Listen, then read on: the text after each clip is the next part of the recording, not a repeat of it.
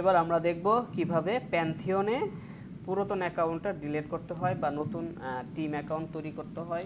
সেটা তো অলরেডি আমি দেখাইছি, আরেকবার তো আমি দেখাইতে পারবো না, কারণ আচ্ছা প্যান্থিয়নে যাই।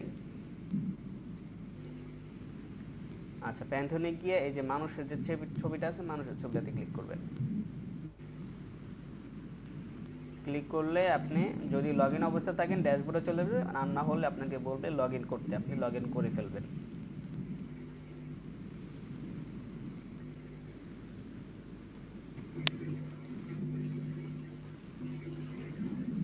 আচ্ছা সরি, গুগল দিয়ে লগ ইন করতে বলতেছে।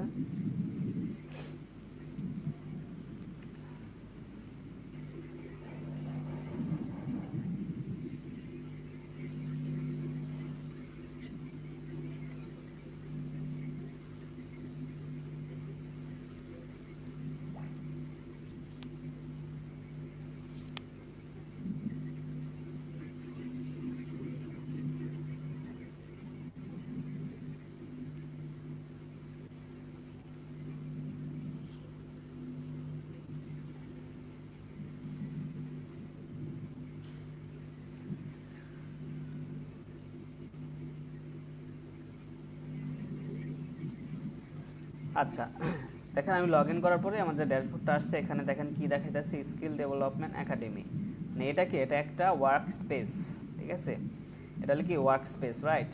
সো এখানে যদি আমি ড্রপ ডাউনে ক্লিক করি, এখানে দেখেন ফার্স্টে কি আছে, পার্সোনাল ওয়ার্ক স্পেস। সো সর্বপ্রথম আমরা যখন অ্যাকাউন্টটা ক্রিয়েট করি তখন কি পার্সোনাল ওয়ার্ক স্পেস থাকে, ঠিক আছে। তখন পার্সোনাল ওয়ার্ক স্পেসে শুধু দুইটা সাইটই ক্রিয়েট করা যায়, ঠিক আছে, এর বেশি করা যায় না। সো যখন আমি পার্সোনাল ওয়ার্কস্পেস যখন দুইটা সাইটে ক্রিয়েট করা যায় তখন দুইটার বেশি ক্রিয়েট করা যায় না।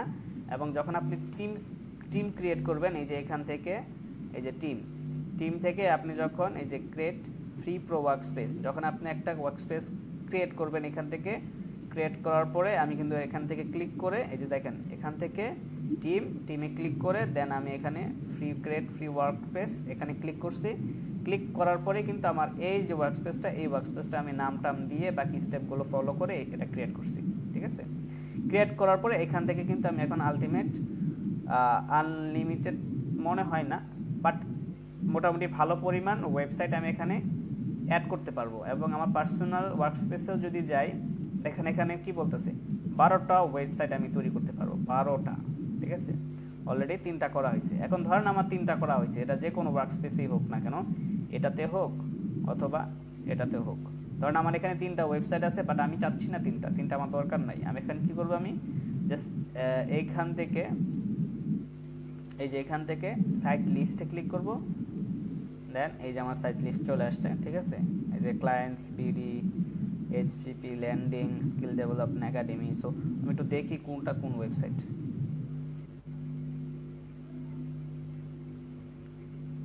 যে কোনো একটা আমি এখন ডিলিট করব।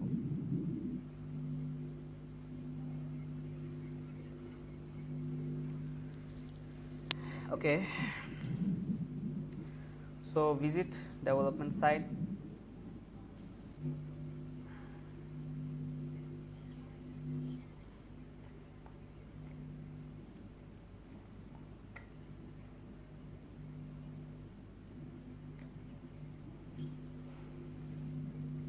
ওকে, সো একদম নিউ ফ্রেশ মনে হচ্ছে এটা। হ্যাঁ, এটা এখন পর্যন্ত ক্রিয়েটই করা হয় নাই। সো আমি কি করতে পারি, জাস্ট এটাকে আমি ডিলিট করে দিতে পারি, ঠিক আছে। এখানে কি বলছে ক্লায়েন্টস বিডি সামথিং একটা আছে। সো এটাকে আমি কি করতে পারি, ধরেন আপনাদের একটা পুরনো ওয়েবসাইট এটা, সেটা আপনি কি ডিলিট করবেন, ঠিক আছে। সো এইখান থেকে চলে যাবেন সেটিং থেকে চলে যাবেন হলো ডিলেট সাইট। এই যে দেখেন সেটিং থেকে ডিলেট সাইট, হ্যাঁ ডিলেট সাইটে ক্লিক করেন। বলতেছে এখানে কি type clients BD two proceed, তার মানে আপনার যেই নামে ইউজার নামে এটা দেওয়া আছে সেই ইউজার নেমটা এখানে লিখতে হবে। লেখার পরে ডিলেট সাইট দিলে আমার এই সাইটটা কিন্তু ডিলিট হয়ে যাবে, ঠিক আছে। কিছু কি হয়েছে? আচ্ছা আমি একটু যাই, গিয়ে একটু সাইটসে যাই, আবার গিয়ে দেখি ডিলিট হয়েছে কিনা। হয়ে যাওয়ার কথা।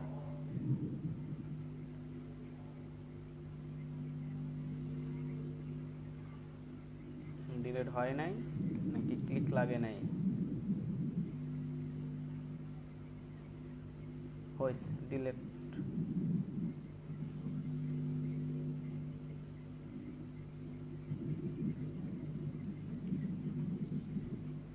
দেখি কি হয়েছে।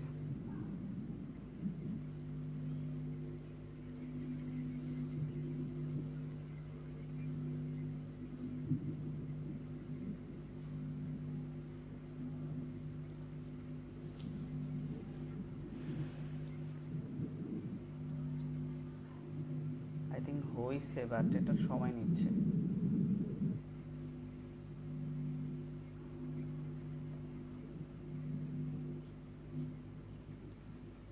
হ্যাঁ, এই যে এখানে 3টা ছিল না, 2টা হয়ে গেছে, দেখছেন? তো আমি এখন যদি আবার সাইট লিস্টে যাই, এই যে চলে গেছে। তার মানে আমার কি সাইট একটা ডিলিট হয়ে গেছে। সো ডিলিট করতে পারবেন তো নাকি?